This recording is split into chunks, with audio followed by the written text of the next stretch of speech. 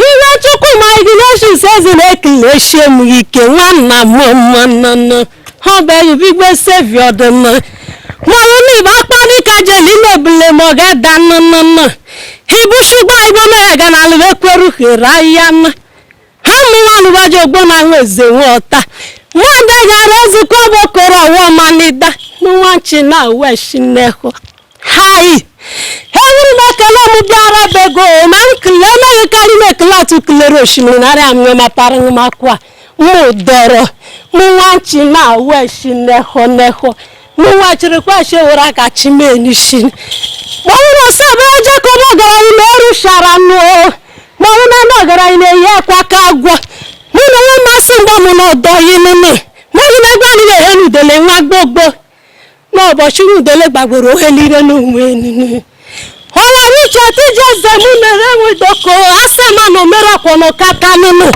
hagu na bamru na Ezike Oba One manida mmanana ora ru wara gara ya pote wura wuna panya de ninu how hele no hele mo dorana asema wura gara mo wala memu ka manya no mama ngidi to ni Bagana bugum John Jennon. Hasunaji makoda wanda bitelegulo. Mawunaji me jagomba murwala tajura maragan. How ni sama ni malu bajo gbona weze wota nana.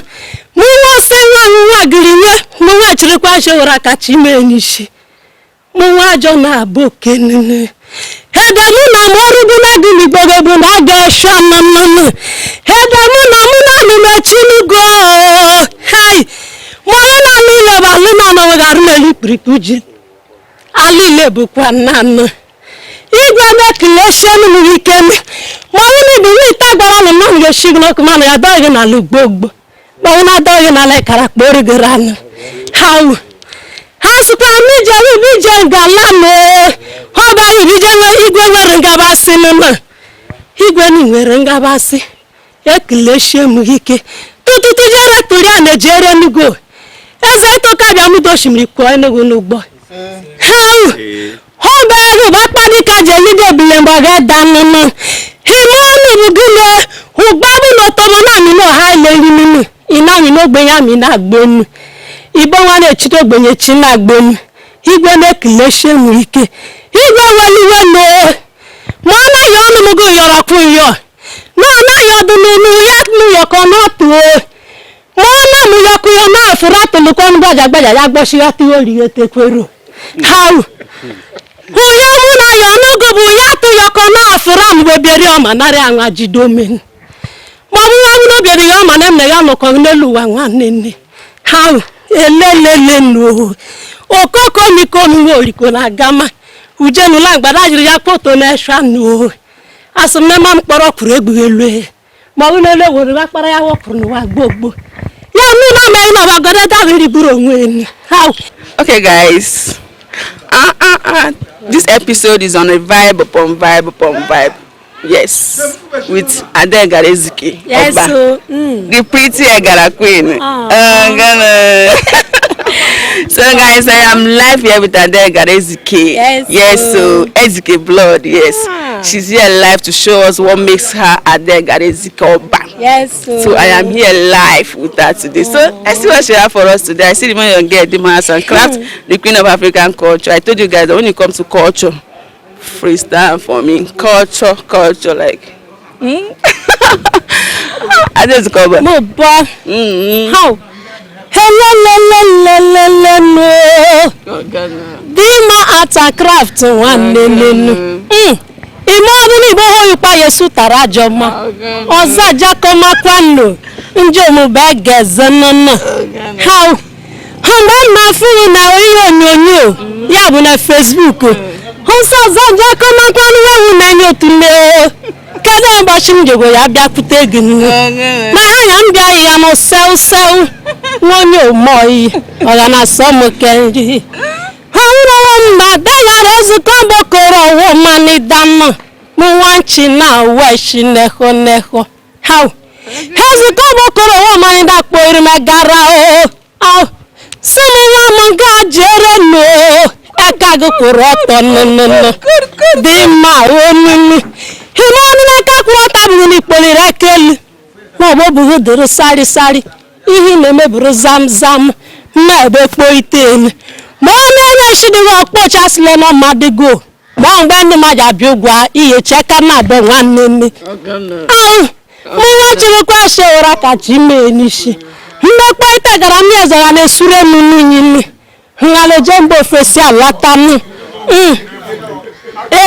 ba nuru odo yo judena himori na bi hezi bega shagbe ni mo noji no ni pa ni awo nwe utaba no na pa ni gezuzere mo ne kana na ga nwuti bu ni shinu asikwa na yiri jojojo na mi ga monyi ke gboro ni bu bi ke onu wa gbogbo nu how anya mu na go yin na sonu mo kairi elelelelelele the art and the craft lekeleshen mwike eze itoke kwa inugu n'ugbo ihu na-emeburu ngabasị ni onye ka onye nyechere n'ihi ọma gbogbo n'uhu ekpirikpo oyite na n'ọkara nụ were ọkara ya chọrọ ọzọ anwụ chedore n'igo ma nwunye ya chedore n'igo ekwugbota m ka ọ dị m n'ọnụ kor Oganada. Higa na meko meme. Mama uche tije zele de wido ko urama igwanunu. Ana no mero ko no katanunu. Hare na mamru Ezike Oba wo mani danunu. Hoya na menu mugini. Heshi naja na boke ngalana ni yeri ekereke na bi ha na vavunu. Hedemeke de na barigo na tonyi nwaji ya. Kai helelele no adagara ya tazi beri au dara no gbomu dara ni afurumule agba kachi no abu ivom odegada gbanya nwunu ye westere ha ba mma ite evero ga devili mu ne bod ai wayo bada tare se bada no daga na dam hai adamu gada gbanya nwunu mo if mam na me sell mama mo kume sinene ma mudogo mu imi ma fuido ko benya mudo anya benya love ha Egara Ezike Oba One da nwe jeje mbannu ha du ezigbo to iye gube ji mara mama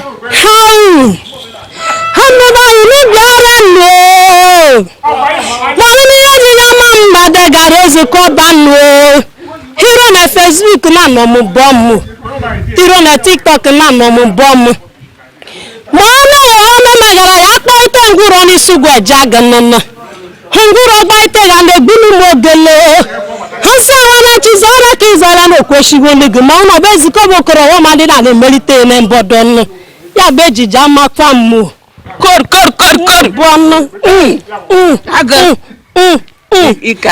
ikani bu Ezike Oba mo bo bututere ai wayo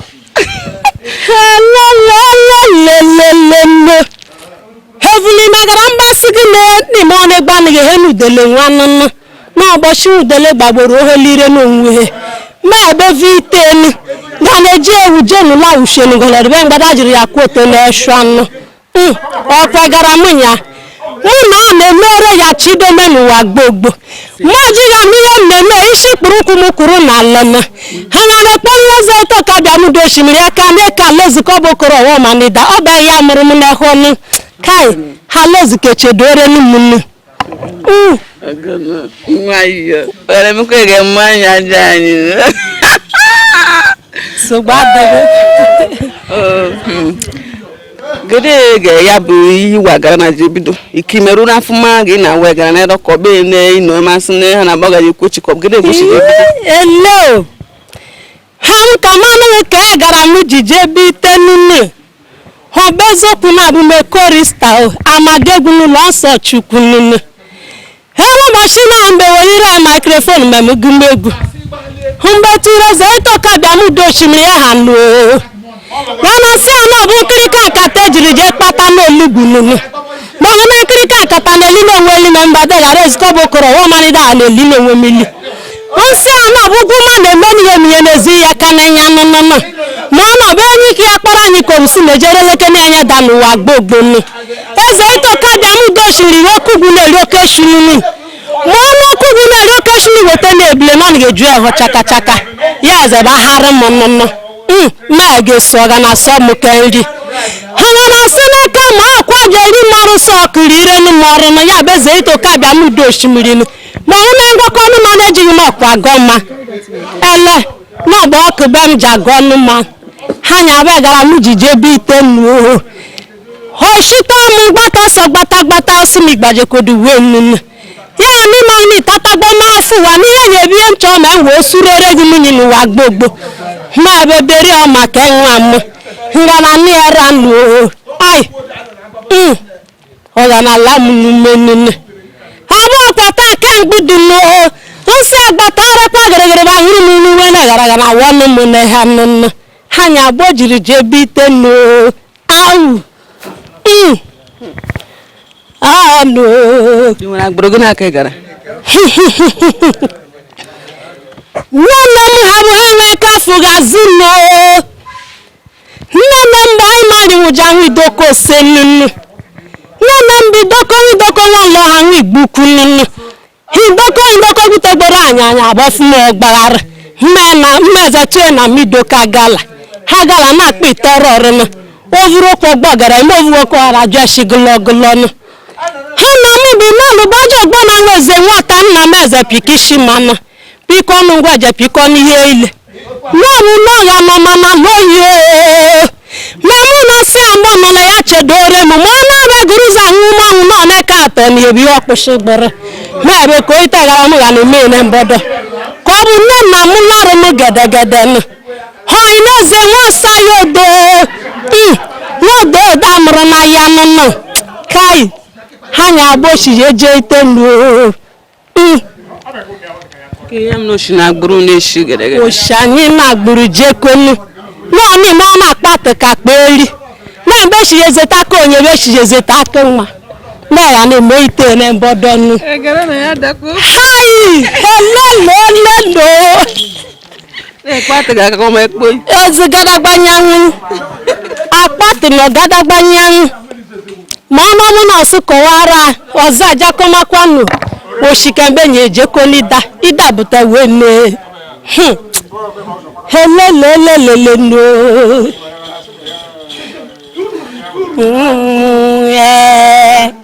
n'oshi na ọbara eshi ọ bụghị ya mụtara amụta amụdara m ya amụgbogbo nụ ha na amụdị m amụdọ nụnụ ha nụkwara m iji oyi m amụgbogbo nụ ha ma ọ na bụ ndị tekari ndị ugbo mmeri ndị egbuchigburu n'ahịa nụ ndị ezikọ bokoro womanida ndị amịrị ebe ihe kpọkọtara bịa wụla ya nụnụnne au helelelelele no kama m shinari n'ebe m na-eji agara shije nri ịkpọkọnụte ma m na-eji agara akpa ọnụ na-ebe kpọta ihe m ga na-emelite na mbọdụ isi mere nwere ka ya na-abịa ga na-enye gị nsogbu họlego au helelelelele no nwa nkụrụ ranụnụ na m ka ma nụnụ ga nụnụnụ ihe ya na-emewu kpọkọkpọkọ na-echi no ime ọ na-awọli shelichere na ọba enwe mmemme ụgbọelu hele hanya na afọ okpegara ka ọdọ mmechi mmemme nwee nnụnụ si na ọbaghara ezikọ bụ okoro homanida gbalọtọ kwuore n'ime gara nọ na agụkwa mmụ na na-etụrụ ọtọ nga na-emelite na mbodo hanya na afọ ndị maka ha na-egbu ime mmiri anyị lega na eme ọha na-eje gadagbanyanwụ ha mgbe oshi je melite nuo n'ụzọ ha na-ese gị na ọ ga-abụ karịa na gara n'ọbịa na-arụghị asị nnata ngaja n'okporo na m kwuo na-ekele ebe gara be je kwu ine nne ha mgbe ha na-eme idu m masị ha mgbe m nọdọ iwu na-eze nọriduwenu ha bụ nwatakịrị na ọ na-ata mama m afụ no na na-eso m nga gara anya wee jere ihe Chineke ga-azamzam eshita mama tere m eze n'ogbogbo emụrụ m ya na-afụta kọmate eleno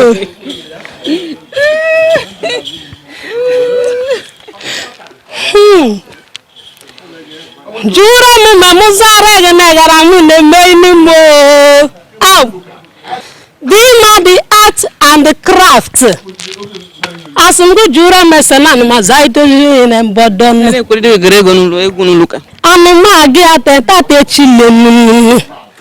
Mono wikle muna de muna o. Horo zaito kebi sumu bagira wule enwer molo manu. Huwole koma ya no ne chezete nimegu. Mesi ate shiri ke ni bo koma ndika je leble moga danunu. Horo bia na gara mu polire ozajano. Nemeta na m gaba Egara Ezike Oba One mere ka imele na okweshigogu onye omoye kpọga na amudogogu nwa mụrụ n'ọkọchị m ga-egba nwa shiri mbọchị atọ ma me yediri n'ọkụ nnụnụ nwatakịrị sew Igi megwu ka me gara bịa n'isi imeme aga. Ha ba gị megwu ka me gara ma bịa nnụnụ huwolire ya na-etinye zaito ka bịa m do osimiri mee ka nnụnụ ha hụnara si ọkọma ndị ka ọmụ na ayịrị na sọnụ mokendi mmanwụ n'ebe ihe ọbụba adịghị n'ije n'ije enweghị shinu ọ bịaghị ya bụ ihe ile ya kpọrọ m Egara ahụhụ si m were jere mmanwụ na-embata nọ na gọọmenti ivo m udela nọghị mbụ m n'ime ọnụ ihe ga-emeri n'ọha mma ma ebe kpọọ ite abịa ngịrị egwu ma abịa na-eture n'ime ha onye ọdịnya na-egwuri n'elu Hambabo. Duka na mesi gane bi gana ka Egara ga biale ne gane mi humana ga biakutele. Amba nanan.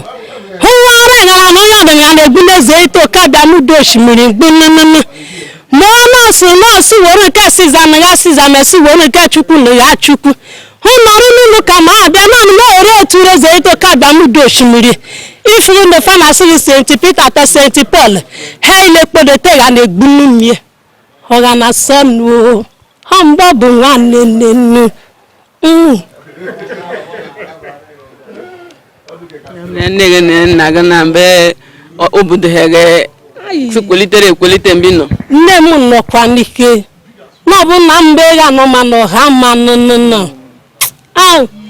Homo na ewu mu bụ no na edi n'ihe ya ma ka emu jebetere. No na mbe no le na be ma no na funu m. Obere malu baje ogbo na nweze nwota nunu. Ya nwa ose nwa girinye nwa chiri kwa shewara kachi me nishi o ma ihe mmenu ya ze na yu yomba mu asa lozu ko bokoro wa mani da chedore ni mu tututu jere turi ane jere ni mu ma be polite ya le meni na mbodo no mo na so be tete nu tutu na mu na gbale kuro to nunu au hello no onye mi ana fu oto no nya ma bugu jipa nu wa gbogbo bye no be go jin pa e bugu jipa gbogbo nunu au hello no Egara ni na ka ya ge no bu ye dugo iko bu ne na ka ya no bu ye chig na be chig ya kpogo kom ni ji emi ihe nkoref mu da gara mu ban je mi he koref mba na juno monno heji no mi egwuregwu na bi ye chimu kporu mu okununu hinwe tikasi mu kara gara mu mboche tonu megile nri hanumaka ma na so mu amanta no nwere ihe na-eme na zonno ejiri mi akorevu neji mi emegine ejimagara ma agwonye ketonye nyo ya nunu onye blood pressure anọ na 180 onye amnuru Egara mo gbadata na 22 ya bi hem ji emenu ibi nwere ya gwa ndị na-ekiri na na-ekiri nwocha hanu na kiri mu na masini do jeno memeze de jeno mo no bi ke mechetere obele gbaru munyi ele how hangana ndo mazuru mu wara Egara no heche ko bere mu n'ututu eshanya sunu wa gbogbo nini tututu jere tori na jere nunu honwa mba neji gi eje nini oboru nwa bi na pakume mman ma bia be melite ne mbodo oboye bi na lukume mo hobu birthday ko bo meyulo ohikle na ma bia be memo o se gadagbanyan hanu makara Egara mo ko ni zero o keke pe yari na poko nunu ngana simi la anya no kor adana ay ya dare no na manu ne anụmanụ do lie since bịa sị mbe nta ọ kamaleke Egara na mopie meleke m n'echi ma m nụrụ ana olu na adaga mgbịrịgba ọ bụ ihe na-ejiri ya bịa ụwa nke amụrụ ya amụ gbogbonu darụnụ olu gụchiri shwa ọtara shwa anya one ma yo manego darụnụ nna na ya no yoro ku yonu no na yo dị n'ụlọ dị ma dị art and craft ha sị na na yo dị n'ụlọ ma ụlọ ya gboro ya gba ya ka n'ukwu ayo dị n'ụlọ ebushi ma ọ na-ebushi ya gboje mere ọkpọtọkpọtọ n'ọkụ nnụnụ ifu anyị ifu na-egburote nwarara ke laita ele ha mgbe ndị ya ya n'ụlọ n'ụwa gbogbo ihe melebere ngabasị eye ite kabịa ndị osimiri kwa n'ụlọ n'ụgbọ ihe na-eme gara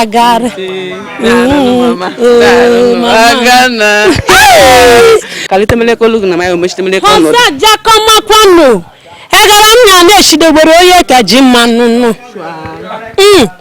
ọkwa ndị mashigbere ekpo omega mo sinukpo jere ma be kpo itihe mu Egara mbụ siriri werere no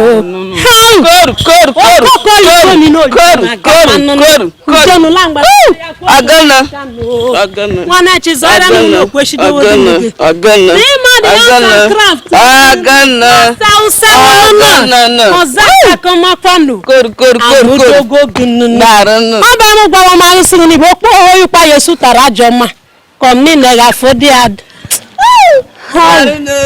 know.